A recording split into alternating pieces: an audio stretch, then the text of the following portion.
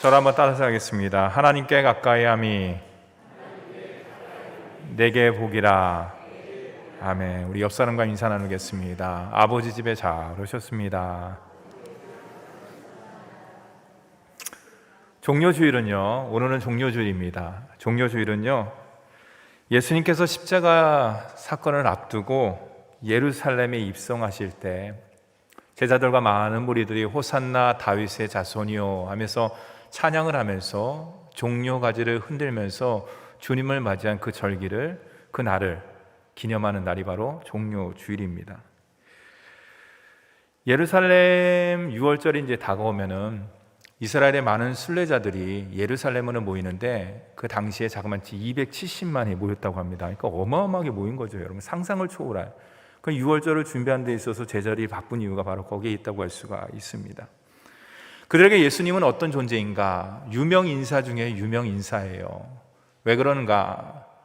우리가 성경을 보면 얼마 전에 사건을 통해서 알 수가 있는데 주님께서 나사로를 살리셨거든요. 죽어있는 나사로를 살리셨기 때문에 예수님은 유명 인사가 되었던 것이죠. 그것뿐입니까? 그 매국노요 세리장인 삭개의 집, 여리고에 있는 삭개의 집에 우리 주님께서 유하시면서 이 사람도 아브라함의 자손이다. 많은 이스라엘 백성들은 세리장이 삭개오를 아브라함의 자손이라고 생각하지 않았거든요. 로마의 앞잡이로서 매국노로서 우리의 피를 빨아먹는 거머리 같은 놈인데 주님께서 오셔갖고 이 사람도 아브라함의 자손이다. 그러니까 얼마나 큰 이슈가 되었겠어요. 마지막 구원 열차를 탄 삭개오의 입장에서는 감격 아닌 감격을 맞이했을 것 같습니다. 오늘 말씀은 주님께서 예루살렘의 마지막 방문기입니다. 이것은 사복음서에 다 나와 있는데요. 예수님께서 삭개오에 사는 여리고를 거쳐서 이제 예루살렘을 향해서 오늘 말씀 가운데 제가 읽지는 않았지만 28절의 말씀에 보면 앞서서 가시더라. 누가복음은 그렇게 기록을 하고 있습니다. 이것은 누가복음에 나오는 특별한 내용인데요. 앞서서 가시더라. 주님께서 골고다 언덕 십자가를 향해서 나아갈 때 겟세마네 동산에서 기도를 마치신 이후에 주님의 마음과 주님의 심정을 누가복음이 대변하고 있는 것이에요. 우리 다 함께 29절 말씀도 함께 읽어보도록 하겠습니다. 29절 말씀입니다. 시작. 감람원이라 불리는 산 쪽에 있는 벳바게와 베다니에 가까이 가셨을 때 제자동 둘을 보내시며, 감람원, 감람산이라고 할 수가 있습니다. 예수님과 제자들이 겟세마네에서 이제 감람원에 있는 벳바게에 이르렀습니다. 감람원은 예루살렘 동쪽에 위치한 해발 한 810m 정도 되는 야산이라고 할 수가 있어요. 그 옆에 뭐가 있냐? 베다니가 있고 벳바게가 있습니다. 벳바게는 어디인가? 동쪽에 있는 작은 마을이야. 예루살렘 동쪽에 있는 작은 마을. 그러니까 감람원 근처라고 할 수가 있는 것이죠. 감람산 근처. 벳바게란 뜻은 무엇인가? 무화과 나무의 집 혹은 무화과 나무의 밭이란 뜻을 갖고 있습니다. 이어서 베다니는 어디인가? 여러분 베다니 좀 들어보셨죠? 예, 벳바게는 좀 약간, 벳바게는 처음 들어보는 것 같은데 베다니는 우리가 잘 알고 있는 마리아와 마르다, 그리고 그의 형제인 나사로가 바로 베다니에 살기 있기 때문에 그런 것이에요. 그래서 우리가 익히 들어본 것이죠. 이제 예수님께서 예루살렘에 입성을 하기 위해서 왕의 행차를 준비를 합니다. 그 준비물들이 몇 가지가 필요한데 오늘 그 말씀 가운데 나와 있어요. 우선 주님께서 두 제자에게 이야기합니다. 여기서 두 제자는 베드로와 요한이라고 할 수가 있습니다. 주님께서 그 두 제자를 보내시면서 그들에게 할 일을 차근차근 가르쳐 주십니다. 그것이 뭐냐? 30절 말씀에 기록이 되어 있는데요. 우리 다 함께 읽도록 하겠습니다. 30절 말씀입니다. 시작. 이르시되 너희는 맞은편 마을로 가라. 그리로 들어가면 아직 아무도 타보지 않은 나귀 새끼가 매어 있는 것을 보리니 풀어 끌고 오라. 그들이 준비해야 될 것은 무엇이냐? 우리 주님께서 만왕의 왕이시고 만유의 주로 오셨기 때문에 예루살렘에 입성할 때 왕의 행차를 준비해야 되는 것이에요.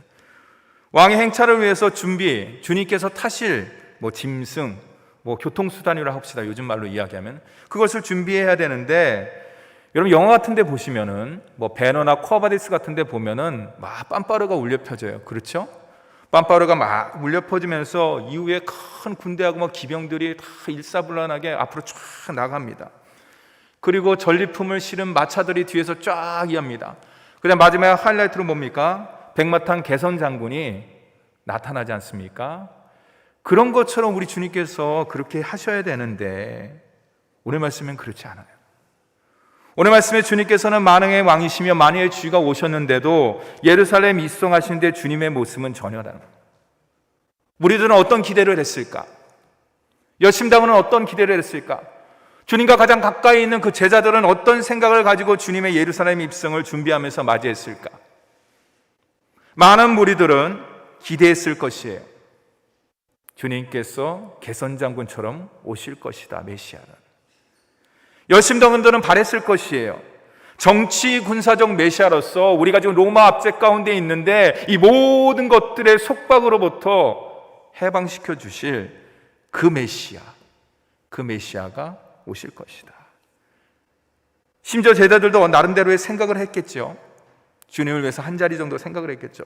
그러나 오늘 말씀 가운데 보면은 전혀 다른 모습으로 우리의 기대와 상상을 초월하는 모습으로 오는 거예요. 백마를 타거나 마병을 거느리지 않으셨어요. 짐을 실어 나르는 나귀를 타고 우리 주님께서 오셨어요. 이것이 무슨 의미가 있을까? 예루살렘에 입성하신 주님은 나는 만왕의 왕이시여 만유의 주인 나는 정치 군사적 메시아가 아니라는 것이에요. 너희들이 원하는 그런 메시아가 아니라 무엇을 해방시켜주는 것이 아니라 평화의 왕으로서 겸손의 주로서 이 땅 가운데 오셨다는 것을 우리 주님께서 친히 증거하셨습니다.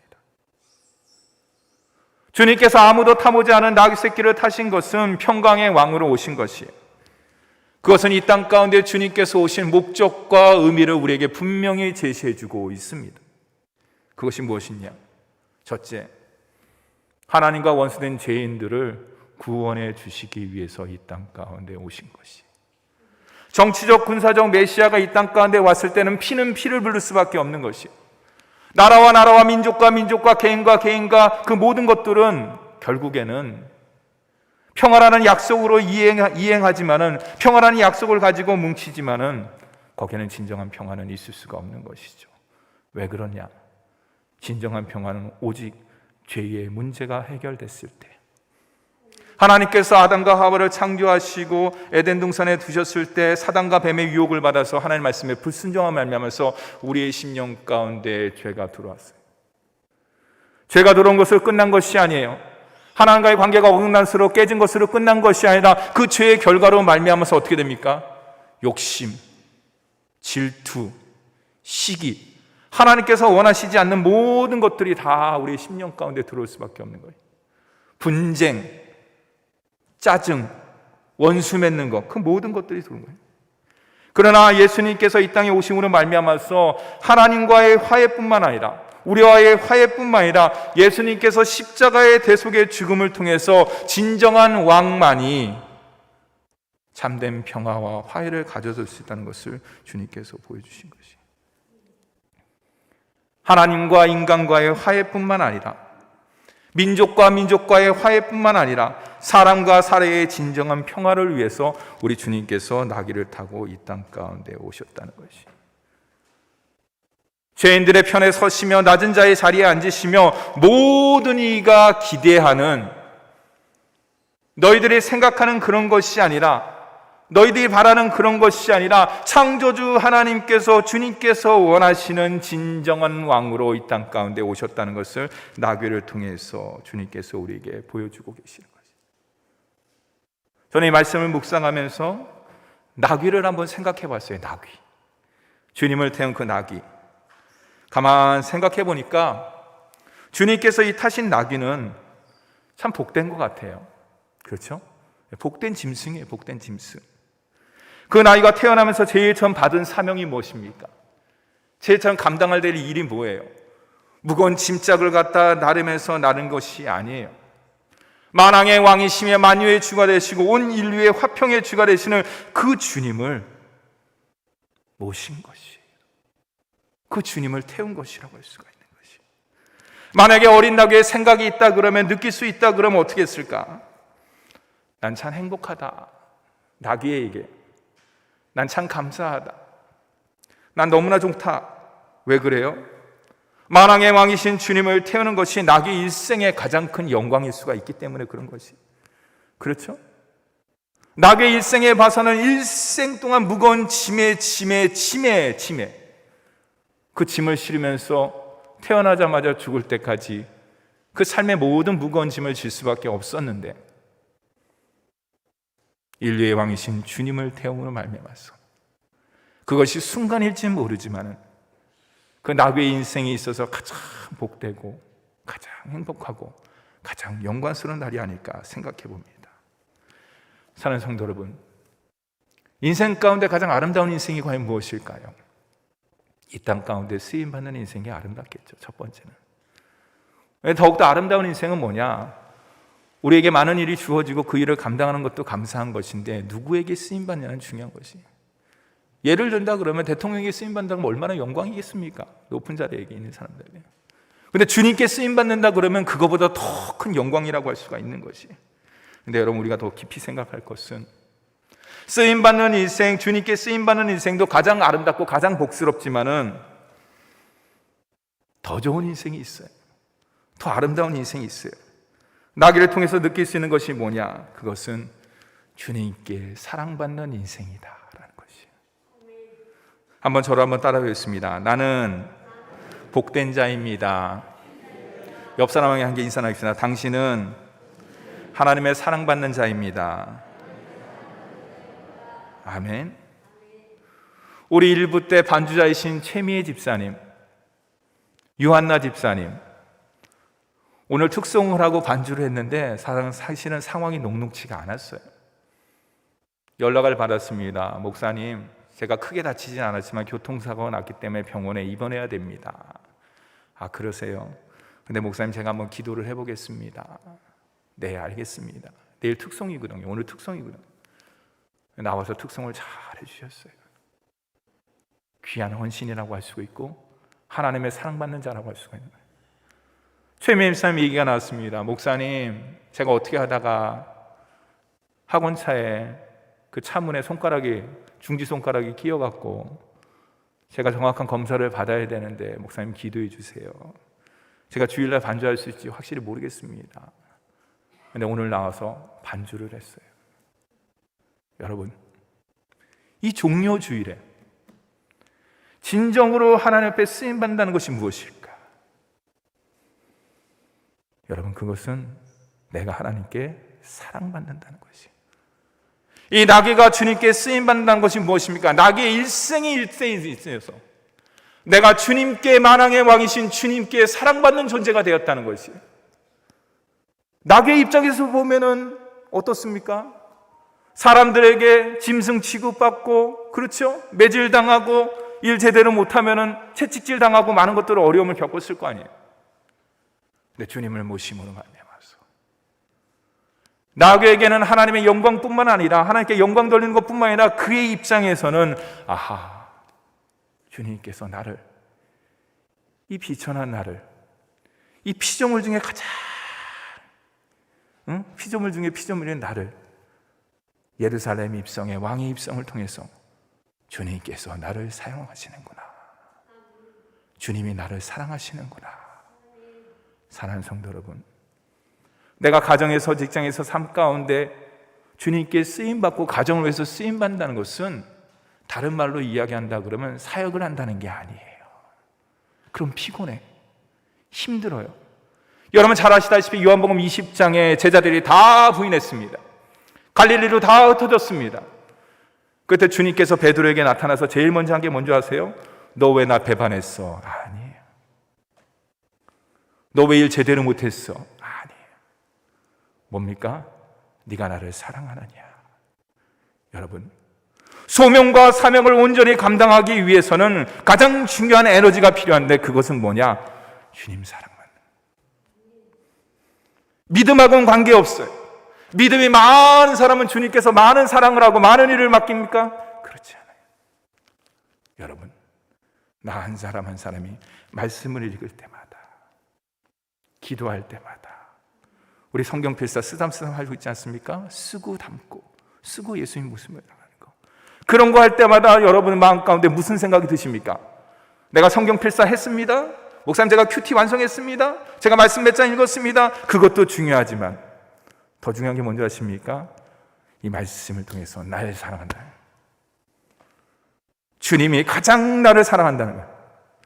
여러분, 이 종료주의를 통해서 고난주를 통해서 주님에게 쓰임받는 것도 감사하지만 주님께서 나를 가장 사랑한다는 것을 날마다 순간순간 느끼는 저와 여러분이 되기를 간절히 바랍니다. 그게 가장 복된 인생이에요. 그게 아름다운 인생이에요.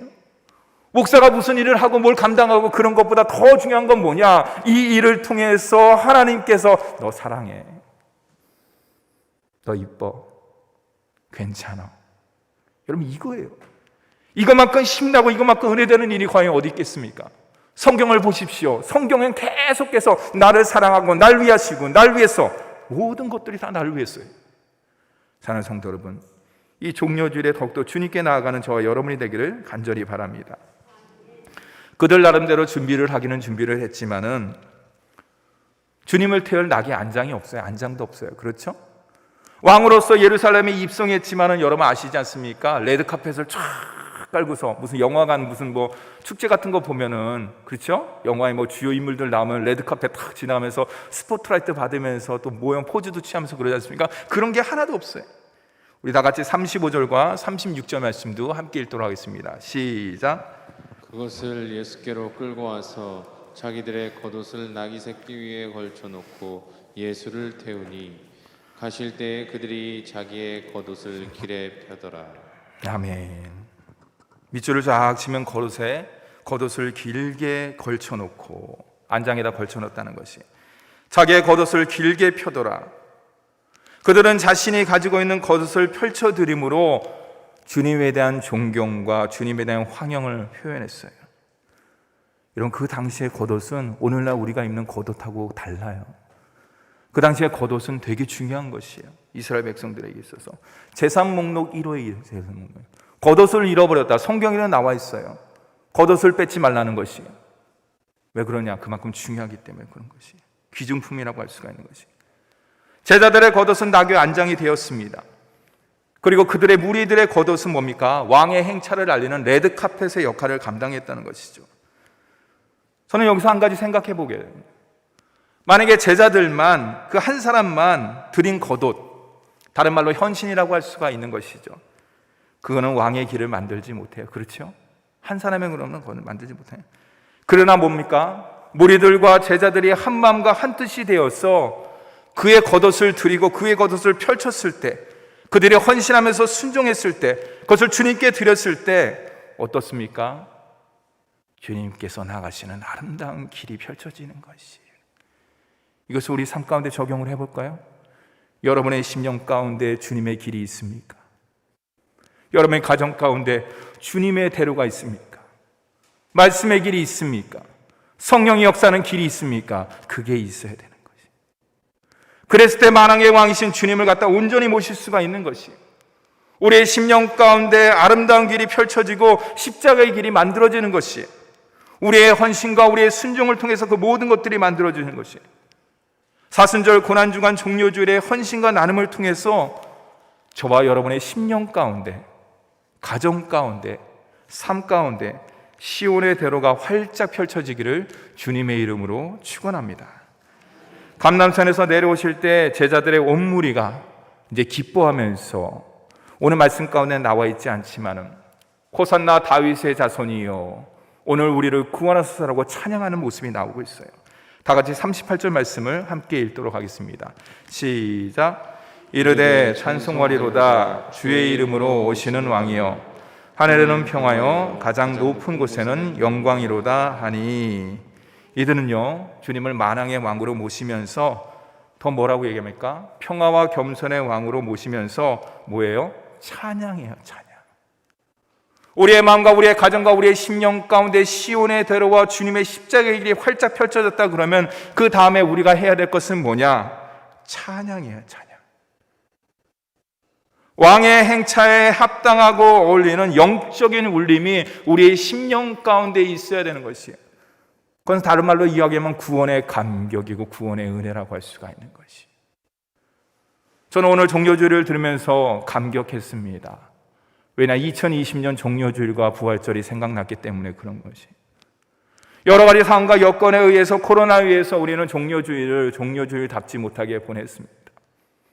근데 제가 주님 앞에 말씀을 준비하면서 회개했어요. 그렇구나.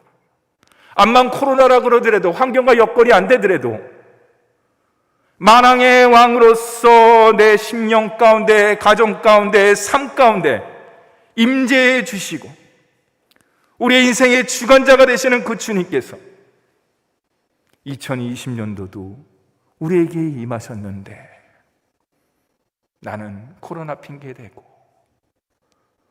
못 핑계대고 내 마음 가운데 주님을 온전히 모시지를 못했구나. 주님 용서해 주시옵소서. 여러분, 이들의 찬양은 물론 예루살렘에 입성하신 주님의 뜻을 정확하게 이해를 하지 못했습니다. 그것을 어떻게 할 수 있냐? 결국에는 찬양한 무리들이 주님을 죽이라고, 십자가에 못 박아 죽이라고 얘기했으니까. 그럼에도 그들의 찬양은 가치가 있어요. 그들이 준비한 찬양, 그들이 헌신한 이들의 모든 가치는 뭐냐? 하나님께 영광 돌리는 찬양이기 때문에 가치가 있는 것이에요. 여러분들, 사랑하는 성도 여러분, 우리 주님께서 가장 기뻐하시고 원하시는 것이 무엇일까요? 이 땅 가운데 맡겨진 귀한 일을 잘 감당한 것도 감사하죠. 하나님께서 원하시는 것입니다. 그러나 주님께서 가장 기뻐하시는 것은 구원받은 자로서, 구원의 감격을 누리는 자로서 이 심령 가운데 순수하게, 정직하게, 진심으로 찬양을 한 소절을 부르더라도 마음 가운데 부르는 거예요.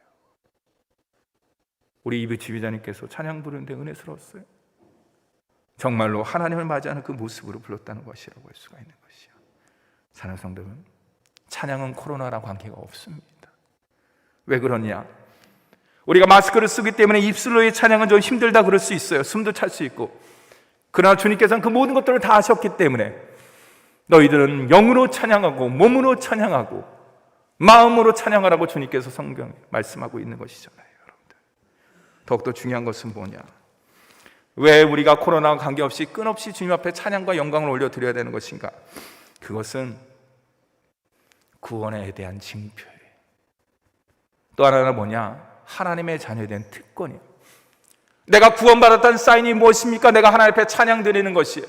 세상의 유행가가 아닙니다. 세상에 믿지 않은 사람들은 절대로 하나님 앞에 찬양을 올려드릴 수 있어요? 없어요. 주님께서 그것을 받지도 않아요. 왜냐하면 그 심령 가운데 주님으로 모시지 않았기 때문에. 또 한 가지가 뭡니까? 우리가 찬양을 드리는 것은 하나님의 자녀에게만 허락해준 특권이에요. 특권. 사랑하는 성도 여러분, 이 종료주일 고난주일을 통해서, 고난주간을 통해서 우리가 마음껏 입술로 찬양하지는 못하더라도 마음으로 찬양하고 몸으로 찬양하고 영으로 찬양하는 저와 여러분이 되기를 간절히 바랍니다. 이것이 우리 주님께서 2021년도 종료주일을 맞이하는 우리 효자동교회 성도들에게 원하는 것이 아닐까 제 나름대로 생각해 봅니다. 그런 뜻에서 우리 좋으신 하나님 1절만 한번 부르겠습니다. 1절만 한번 띄우시죠. 좋으신 하나님, 좋으신 하나님, 참 좋으신 나의 하나님. 여러분, 얼마나 아름다워요. 얼마나 좋아요. 그런데 오늘 말씀 가운데 39절에 보면 그것에 대해서 전혀 다른 모습을 보이는 사람이 있어요. 예루살렘에 입성하시는 만왕의 왕이시며 호산나 다윗의 자손이여 종료가에 들면서 찬양하는 그 무리가 있는가 반면에 그렇지 않은 무리가 있다는 것이에요. 여러분들, 제자들이 환호하는 소리를 듣고서 종교 지도자를 이야기합니다. 직접 책망해도 되는데 주님 앞에 얘기합니다. 당신의 제자들을 책망하소서라고 얘기하는, 참 교활해요. 어처구니가 없습니다. 무례합니다.